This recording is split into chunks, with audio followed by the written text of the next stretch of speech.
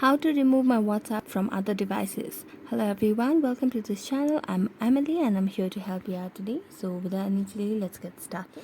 So all you have to do is just go to your WhatsApp application on your device, and here you can see the three dotted lines at the top right corner of the screen. Tap on that.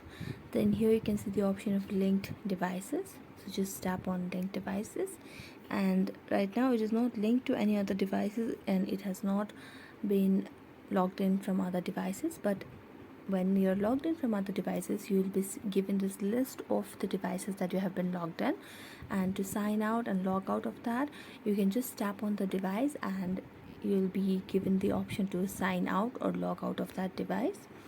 And next, what you can do is you can just tap on settings and scroll down and go to privacy, or you can just go back and tap an account and then tap on two-step verification, and here you can create a code. And if there are any other devices that you have logged into another devices, then they'll have to enter the new pin.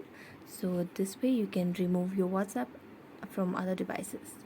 So thank you so much for watching this video. If you enjoyed it, don't forget to like, subscribe and hit the bell notification for more updates.